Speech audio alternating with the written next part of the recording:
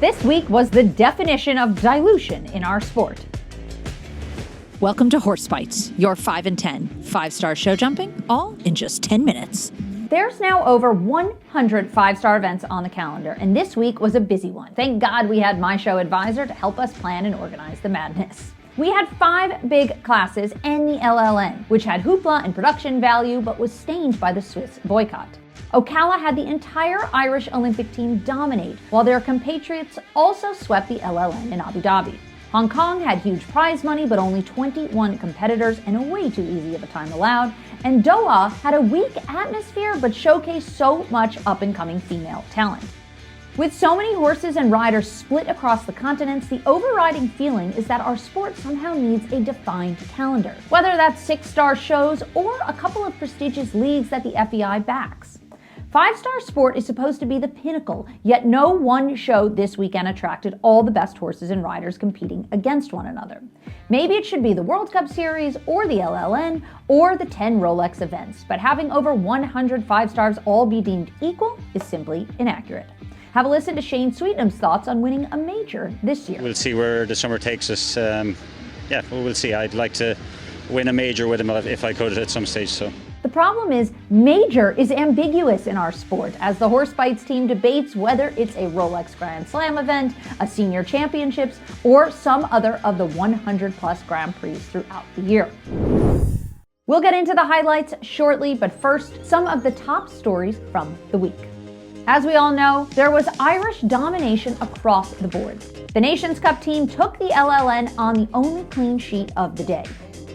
Cian O'Connor and Bentley DeSury won the NAL World Cup finale in Ocala. Daniel Coyle and Farrell won the Grand Prix qualifier in Ocala. Connor Swale took the 3-star Grand Prix in Thermal, and Philip McGuane and Orpheus HQ won the Grand Prix qualifier at WEC. Garrett Nieberg and Ping Pong Vanda Lentamel won back-to-back 4-star Grand Prix at the Sunshine Tour. And for those who don't really know, that's really hard to do because those Grand Prix are super hard to win, so it's an impressive feat. And most notable overall from the week was the fact that 50% of the Grand Prix winners were women, despite an average 70-30 split in the overall field. Now, let's get into the action.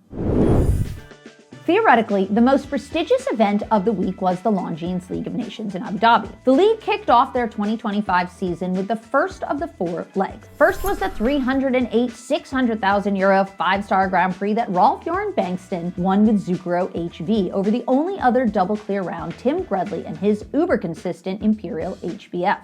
Zucchero came in as the highest-rated ELO horse from the Equa rating system and certainly proved why. It was a designated jump-off, meaning 12 athletes returned in reverse order, sometimes called a winning round, regardless of their first-round score, so we saw 3 with 4 faults qualify for the deciding round. Dennis Lynch elected not to jump off and save Vistograd for the LLN, which proved to be a good strategy, eventually jumping double clear in the Nations Cup. Montano and Pier Giorgio Bucci retired in the Grand Prix, but came back for the LLN and jumped a double clear for Italy. And Sophie Hinners and her new partnership with Shane Sweetnam's old ride Combella came out super strong, jumping clear and 4 for one of their first -60 outing. That looks like a super pairing for the future. And then, of course, the LLN Nations Cup, where Ireland outjumped the rest of the mixed field.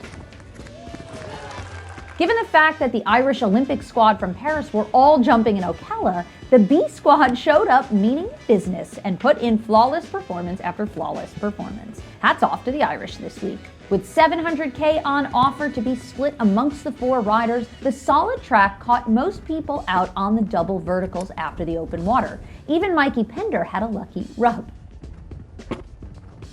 Like most Nations Cups, it was a slow burn with a few engaging moments. The LLN does succeed with their 4-3 format, where all 4 team members jump round 1 with a drop score, and then only 3 come back for round 2 with all scores counting. That certainly adds to the viewing pleasure.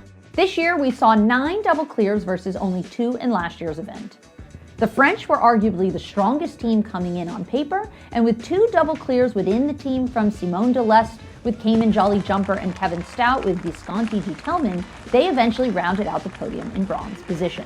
A big surprise of the day were the UAE, who are not a part of the league and got their spot as the host nation, but proved their strength, finishing in second place after 2 very solid rounds. An admirable performance from a relatively young and inexperienced team.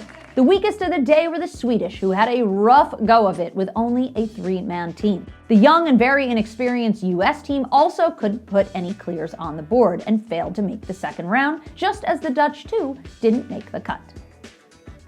Without the powerhouses of Steve Gerda and Martin Fuchs on the Swiss squad this season, they are clearly going to have some trouble after a mediocre showing as well. I suppose the biggest highlights of the LLN were the emotional tears of Trevor Breen's comeback after sustaining multiple spinal fractures and coming back to jump double clear, as well as the exceptional week of Sophie Hinners, who jumped the Grand Prix and double clear in the Nations Cup for her first senior team appearance for Germany.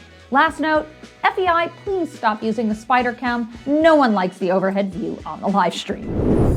Ocala was also an Irish affair. The top 4 placings went to Irishmen. Cian O'Connor and Bentley Desuri won the finale leg of the North American World Cup League for Cian's first 5-star victory in over 8 years. Mr. Slowpoke finally kicked into gear, edged on by wanting to beat his fellow countrymen.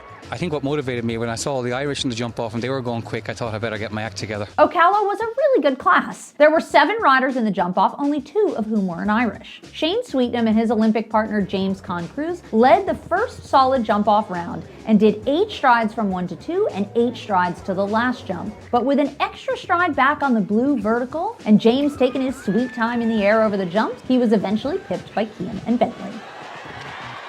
Cian saw Shane's round and decided to do 1 more from 1 to 2, helping make a shorter turn back to number 3, and with Bentley just skimming the jumps, he caught Shane by about 0.7 of a second. Daniel Coyle and Incredible were off to a super strong start, actually up on the other boys' time at the midway split, but a last-minute pull and swing out to the last eventually left them in 3rd position.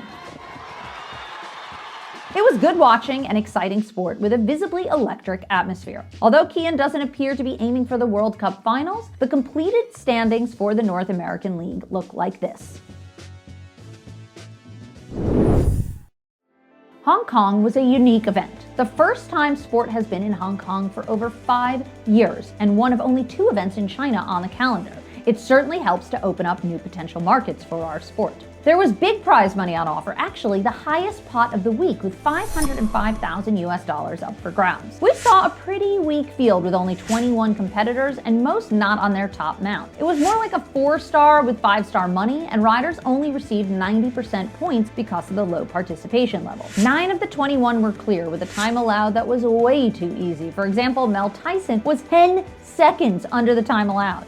But actually, it was sort of a good class to watch, especially when you get to see good riders develop new horses and younger riders like Zasha Nygaard-Leal make a huge splash at the high level, as we see her name pop up again and again in top results in recent weeks. Her lightning-fast jump-off on Come On Stanley bested Olympic team gold medalist Scott Brash and Hello Shadora Lady by just 0.03 of a second.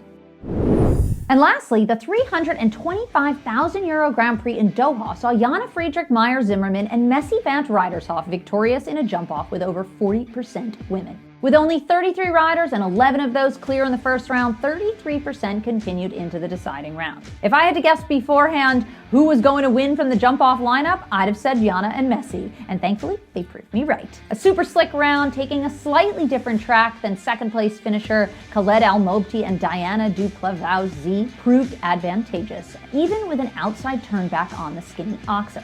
The 2 riders took different tracks, but it was Jana and Messi's foot speed, especially from 1 to 2, that helped give them the edge. One truly noticeable factor in Doha was the inordinate number of talented young women competing, from Millie Allen, who's slowly making a name for herself in 5-star competition, Inez Jolie, who won the Monaco Grand Prix last year, Jane Annette, Ellen Whitaker, and more. And with Jana winning, the women really shine. Nadia Peter-Steiner and her new mount Mila from Owen McMahon look particularly impressive as a growing partnership as well. Overall, it was an overload of show jumping this weekend and hard to keep up, so let's take a look at the ratings. The LLN gets a 6.5 for a pretty weak field, but some nice emotional team jumping. Ocala gets the highest score of the week at 7.5 for a really good jump off. Hong Kong slots in between for amazing prize money and entertainment, but a super weak field, while Doha scores the lowest on a 5.7 for pretty dull class. Well, that's a wrap on this week's top highlights, but make sure to stay tuned next week for another huge week of 5-star show jumping. 4 horse shows, 2 World Cup qualifiers, 1 in Sharjah, and the final leg of the Western European World Cup League in Gothenburg. Plus, Doha's got a 5-star and WEC Week 7. But make sure to stay tuned, comment, like, subscribe, and follow along all the action as it unfolds here on Horse Bytes, your 5 and 10 5-star show jumping, all in just 10 minutes.